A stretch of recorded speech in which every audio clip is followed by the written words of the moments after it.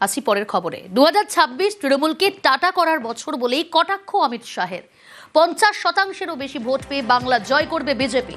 বারাকপুরে কর্মী সভায় বার্তা কেন্দ্রীয় স্বরাষ্ট্রমন্ত্রীর। बंगाल में एडमिनिस्ट्रेशन समाप्त। ये 2026 का साल टीएमसी को टाटा बाय बाय कहने का साल है। Tata bye bye. मैं आपको बताता हूं, 2014 में हमें सिर्फ 2 सीट मिली थी। 2019 में 41% वोट और 18 सीटें मिली। 2024 में 39% वोट मिला है और 2021 की विधानसभा में 38% वोट और 77 सीटें लेकर शुभेंदु अधिकारी हमारे विपक्ष के नेता बने हुए। विपक्ष के ममता दीदी, अब हमें तो 38% से 45% का जंप लगाना है। आप एक बार देखना, भारतीय जनता पार्टी का वोट शेयर 50% से ज्यादा होने वाला है और प्रचंड बहुमत से हमारी सरकार बनने वाली है। वो तो पिछला बार भी कहे थे कि 200 पार होंगे। जब लोकसभा के चुनाव था तब भी देश के प्रधानमंत्री खुद बोले थे कि सबसे अच्छा प्रदर्शन हमारा बंगाल से होंगे। उसके बाद आपने देखा बहुत सारे एग्जिट पोल्स में भी बंगाल में 42 सीट्स में 30 सीट 32 सीट बीजेपी को दिया गया था। जब बैलेट बॉक्स खुला तब आपने देखा बाजी पलट गया। तो वो प्रेडिक्शन करेंगे, ये केडर को मोटिवेट करने के लिए उनका तरीका है, वो करे, उसमें कोई दिक्कत नहीं है। लेकिन मैंने जो बोला है कि आप कुछ भी कर लो, बंगाल में तृणमूल को आप वीक नहीं कर पाओगे। দুর্নীতির অভিযোগে তৃণমূলকে তোপ অমিত শাহের। বিজেপি ক্ষমতা এলে সব দুর্নীতি নতুন করে তদন্ত হবে। সুপ্রিম কোর্টের বিচারপতিকে দিয়ে তদন্ত হবে, দাবি অমিত শাহের। भारतीय जनता पार्टी की सरकार बनने के बाद सुप्रीम कोर्ट के एक जज की अध्यक्षता में सारे भ्रष्टाचार की जांच कराएंगे और एक एक करप्ट व्यक्ति को चुन चुनकर जेल में डालने का काम करेंगे। যাকে পাশে বসে বলছে সেই তো সব থেকে বড় দুর্নীতিগ্রস্ত। এগুলো প্রতি মাসে উনি একবার করে আসছেন এখন, যেহেতু নির্বাচন সামনে রয়েছে। নির্বাচনের পর তো এদের ঠিকই খুঁজে পাওয়া যায় না। বিজেপির দুর্নীতির বিরুদ্ধে লড়াইয়ের কি নিদর্শন গত 10-12 বছরে প্রত্যেকটা জয়েনিং এখানে বিরোধী দল নেতা, আসামে হিমন্ত বিশ্ব শর্মা, মহারাষ্ট্রে নারায়ণ রানে, ভুরি ভুরি উদাহরণ রয়েছে। যারা এই কথাগুলো বলছে তারা লোক হাসানোর জন্য এসব কথা বলছে। অমিত শাহের মুখে ফের অনুপ্রবেশকারী। কাঁটাতার তৈরির জমি দেয় না রাজ্য, তো অমিত শাহের। সীমান্তে অনুপ্রবেশকারীদের আটকায় না পুলিশ। বাংলায় অনুপ্রবেশকারীদের ভুয়ো নথি বানিয়ে দেওয়া হয় বলে উত্তর।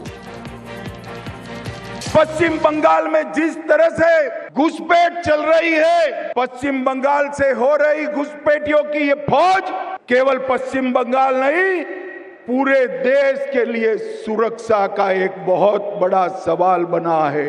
नदी नाले से, दुर्गम पहाड़ों से जो घुसपैठिए आते हैं, उनको आपका पटवारी रोकता नहीं है, आपका पुलिस वाला रोकता नहीं है और आप यहां से फर्जी डॉक्यूमेंट बनाकर उनको पूरे देश भर में भेज रही है। बंगाल के सम्मान যারা বর্ডার সুরক্ষিত করার কথা বলছে, বিজেপির লোকসভার সাংসদ রানাঘাটের জগন্নাথ সরকার, তিনি বলেছেন বিজেপি ক্ষমতা এলে বাংলাদেশের সাথে বর্ডার বিজেপি সরকারই তুলে দেবে। এটা আমার কথা না, এটা জগন্নাথ সরকারের কথা। তা অমিত শাহ কি জগন্নাথ সরকারকে শোকজ করেছেন? হয় অমিত শাহ ঠিক, নইলে জগন্নাথ সরকার ঠিক। যদি অমিত শাহ ঠিক হয় তাহলে জগন্নাথ সরকারকে শোকজ করা উচিত। আর যদি জগন্নাথ সরকার ভুল হয় আর অমিত শাহ ঠিক হয়, তাহলে স্পষ্ট করে বিজেপি নেতৃত্বর বলা উচিত। দুটোর মধ্যে তো একটাও হয়নি। লোক হাসানো ছাড়া আর কিছু নয়। বেলডাঙ্গার অশান্তির তদন্ত শুরু করলো এনআইএ। পরিযায়ী শ্রমিকের মৃত্যুতে সম্প্রতি অশান্ত হয় মুর্শিদাবাদের বেলডাঙ্গা। স্বরাষ্ট্র মন্ত্রকের নির্দেশে তদন্তে এনআইএ। ইউএপিএতে মামলা 35 জনের বিরুদ্ধে।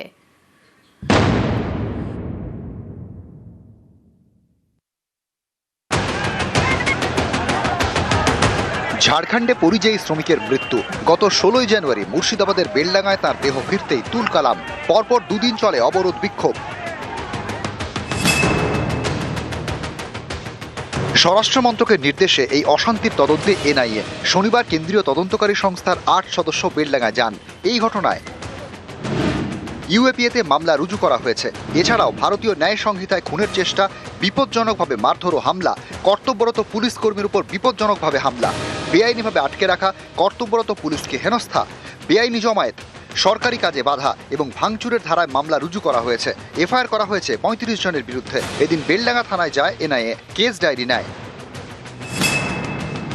এই ধরনের ঘটনার ক্ষেত্রে কেন্দ্রীয় বাহিনী ব্যবহার করতে পারে, তার রেফারেন্সেই পিটিশন অ্যাপ্লিকেশন আমি করেছি। এখানে আমার বক্তব্য ছিল পরপর বেলডাঙ্গায় যেটা হয়েছে এটা এনআইএ ইনভেস্টিগেশন হওয়া উচিত।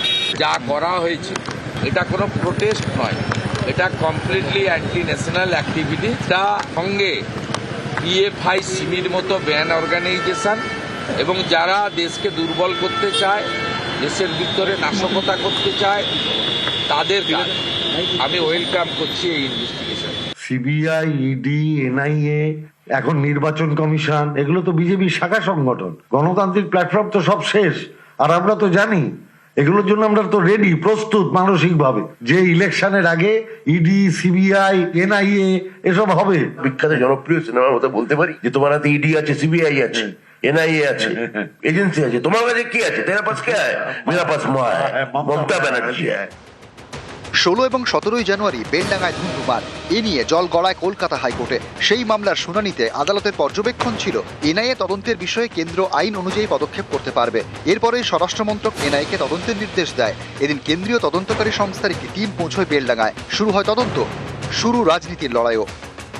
নিউজ 18 বাংলা।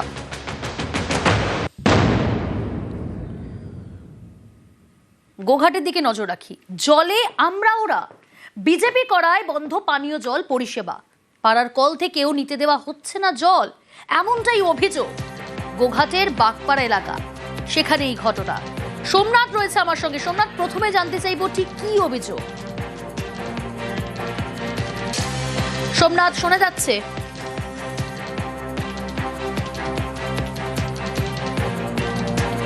আমাদেরকে জল খেতে দিচ্ছে না। ওই হচ্ছে হিরুলাল বাগ মেম্বার। কেন দিচ্ছে না?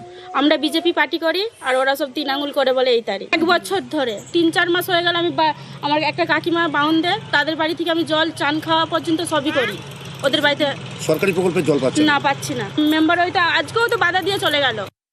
সরকার আমাকে এও বলে দেয়নি আমি একজন সরকারের জনপ্রতিনিধি বা সাউরা গ্রাম পঞ্চায়েতের একজন সদস্য।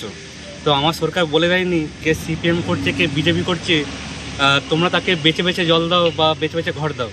কিন্তু আমি আজ পর্যন্ত আপনারা প্রত্যেকটা আমার সংসদে, আমার 243 নম্বর সংসদ, আপনারা প্রত্যেকটা পাড়ায় পাড়ায় ঘুরুন, কোন ব্যক্তিটা আপনার সরকারি আবাস যোজনা ঘর পায়নি।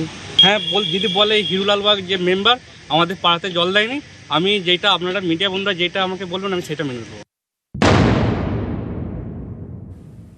রাজ্যে পথ দুর্ঘটনায় একদিনে মৃত্যু হলো 7 জনের। হলদিয়ায় বাসের ধাক্কায় 3 জনের মৃত্যু। মন্দির বাজারে 2 বাইকের সংঘর্ষে মৃত 2।